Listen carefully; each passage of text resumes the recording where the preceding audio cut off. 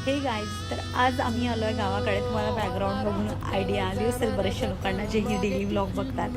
आणि थोडं म्हटलं चला थोडं निसर्गाच्या सानिध्यात मस्त एन्जॉय करावं, कारण आता गौरवला 5-6 दिवसाच्या सुट्ट्या होत्या आणि बरेच महिने झाले गावाकडे आली नाही. मी माहेरी आहे ॲक्च्युली. मी गावाकडे आली की पहिले घरी आल्याबरोबर सगळं घर बघते, कारण मला खूप सवय आहे. कारण प्रत्येकच मुलगी अशी करत असेल माहेरी गेल्यावर. आणि त्यानंतर ना मी जेव्हा आली आणि एकदम अचानक बघितलं तर गोठ्यामध्ये ना मला असे कट्टे भरलेले दिसले.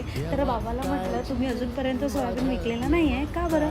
तर त्यांचं एकच उत्तर मिळालं त्यावर की सोयाबीनला अजूनपर्यंत काहीही मनाजोगता भाव नाही आहे आणि बरेचशा शेतकऱ्यांनी जमा करून ठेवलेला अजूनपर्यंत विकलेला नाही आहे. तर तुम्ही पण असा जमा करून ठेवलेला आहे का ते नक्की सांगा.